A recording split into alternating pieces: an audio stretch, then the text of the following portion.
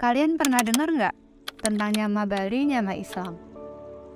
Itu adalah salah satu hasil budaya Bali yang menarik perhatian sejarawan untuk diteliti. Ada salah satu penelitian yang berjudul Analisis Faktor Integratif Nyama Bali, Nyama Islam di Bali. Ditemukan banyak jejak sejarah yang menarik di Bali. Kenapa hal itu jadi menarik? Karena dari penelitian itu, ditemukan jejak-jejak toleransi antar umat beragama Islam dan Hindu di Pulau Bali pada masa lalu. Nah, di video kali ini kita akan membahas tentang cerita toleransi umat beragama di Pulau Bali. Tapi ingat ya, bahwasannya video ini berdasarkan data penelitian dari peninggalan kebudayaan dari masa lalu yang dikaji melalui ilmu antropologi dan sejarah. Hal ini memang tidak menggambarkan secara langsung di masa sekarang, tapi tentunya pasti ada hubungan langsung maupun tidak langsung dengan masa sekarang. Jadi, gini ceritanya.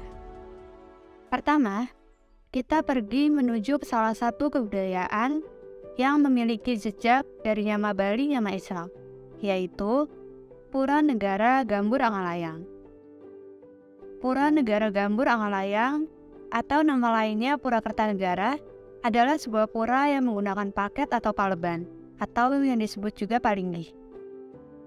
Palinggi adalah sebuah bangunan monumen kecil yang digunakan sebagai media tempat pemujaan. Pada umumnya, pura ini tampak baru, tapi sebenarnya memiliki ideologi yang kuno, dengan ritual yang berbeda-beda. Hal ini menunjukkan bahwa Pura Kertanegara diprediksi menganut sistem religi zaman pemerintahan Jayapangus pada abad ke-12.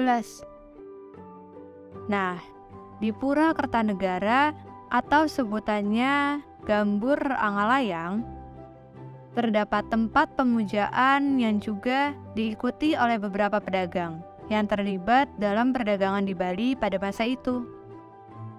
Hal ini digambarkan dalam prasasti yang berada di Pura Kertanegara.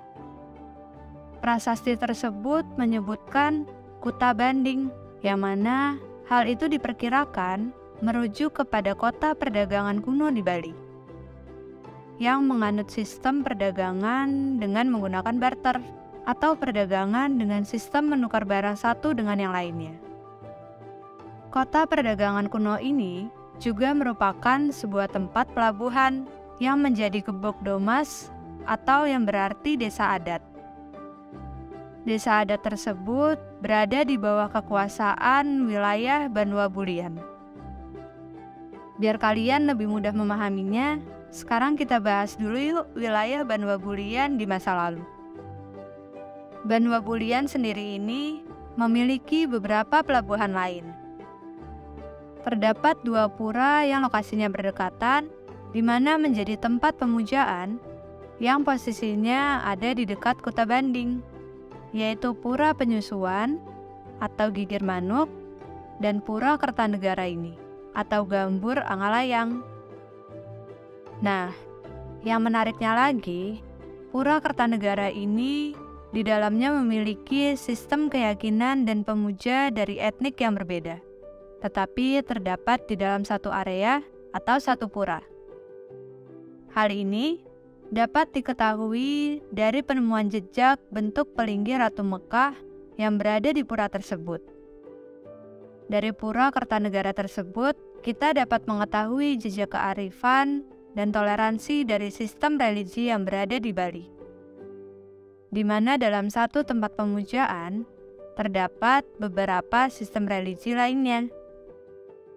Menurutku sih ini hal yang menarik ya, karena kita bisa membayangkan ketika orang melakukan ritual yang berbeda dalam satu tempat pemujaan, bahkan mungkin dalam satu rentang waktu, mereka bisa melakukan ritual tersebut secara bersamaan tanpa terganggu.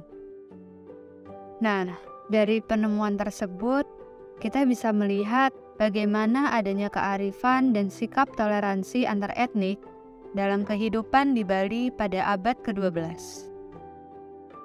Hal ini melalui pola interaksi yang tidak hanya berada di tempat perdagangan yang sama, tetapi juga tempat persembahyangan yang berada dalam satu lokasi yang sama.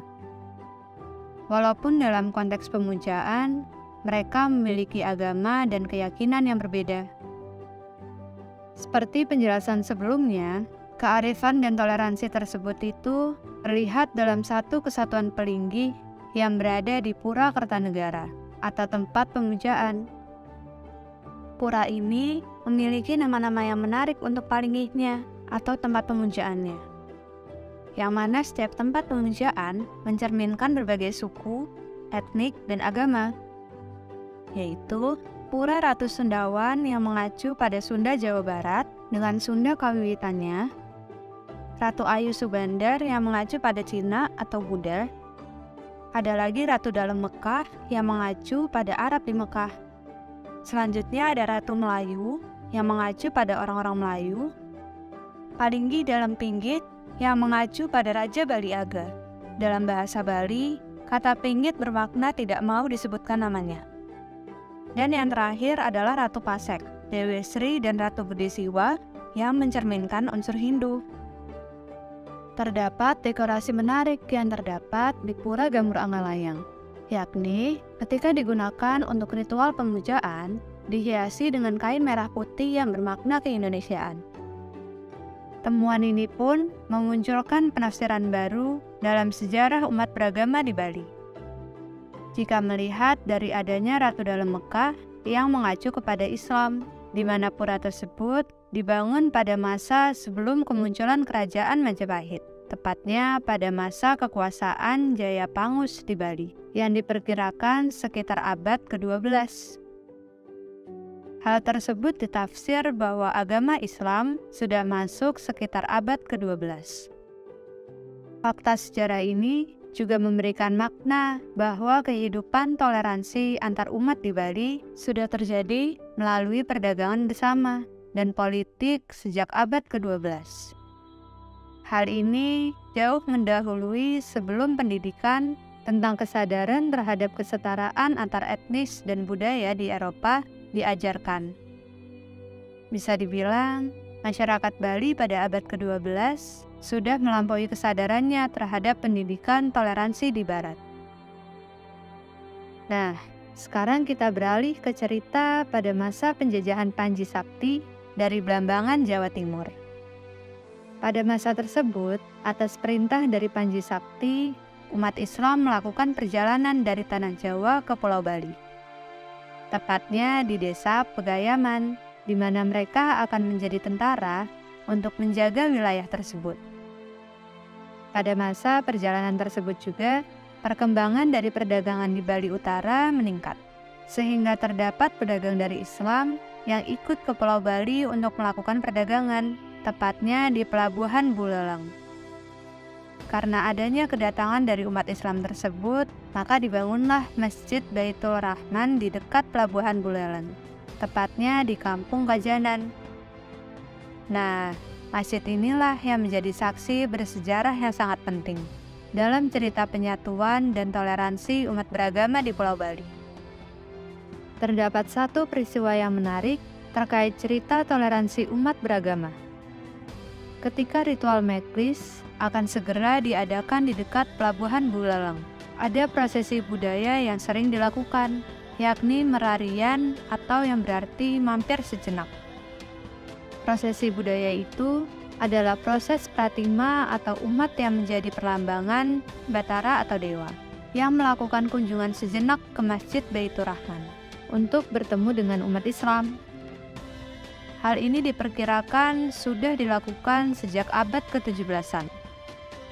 Proses pertemuan antara umat Hindu dan umat Islam di Masjid Baitur Rahman ini merupakan wujud dari tidak hanya rasa toleransi, tetapi juga rasa saling menghormati antar umat beragama.